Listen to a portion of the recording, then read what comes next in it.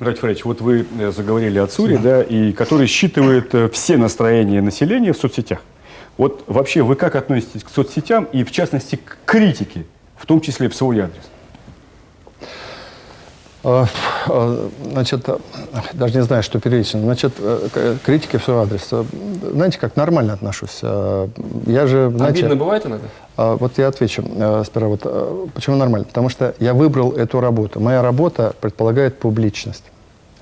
И я должен понимать, что моя работа. А как человек выразить свое Даже отношение если ко мне? бывают не Да? очень адекватные оценки. Вот. Это разные вещи. Это первое. Второе, значит, чего я в личном общении никогда... Я же бывал на разных встречах с людьми, иногда очень возмущенными, находящимися в полуадекватном состоянии. Я всегда преследовал одну цель. Я не позволял никому мне хамить и оскорблять, и повышать на меня голос. Пока это удавалось. Вот. Социальные сети...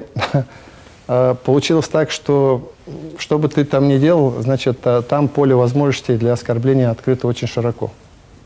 Это вообще очень плохая вещь, и за это, наверное, многие там и уходят от нее, потому что степень злобы и агрессивности, которая там бывает, она зашкаливает. Я недавно читал высказывание боксера Майка Тайсона. Вы слышали, может, что он сказал, что социальные сети сделали возможным оскорблять людей, не рискуя получить при этом морду. Вот. И вот это происходит. И поэтому я всегда говорил, что, повторюсь опять, социальные сети я не люблю. Там очень много лжи, там очень много агрессии и очень много гадости. Но наши люди там сидят, наши жители сидят, и я должен быть там. И моя задача рассказать о себе.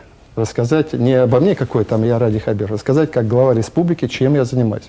Вот мы же с вами говорим, что многие наши неудачи и попадания под критику из-за чего было? Мы делаем хорошее дело, а людям нормально объясним.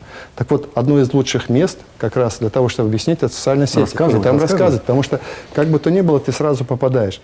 Мне как-то удалось, у меня большой круг получается подписчиков, то есть от меня социальные сети, информация быстро летит. Не всегда и не у всех так получается. Почему? Потому что вот у меня идеология, энергию в социальных сетях направить на то, чтобы рассказать, что хорошего мы делаем, или почему мы не делаем то. Чаще получается другое в социальных сетях. Власть отбивается от того, что в социальных сетях что-то придумает, как, например, что мы памятник Салавату Юлаеву собираемся поставить в другом месте, да? И потом мы 2 суток отбиваемся. Может быть, потому что она опаздывает иногда?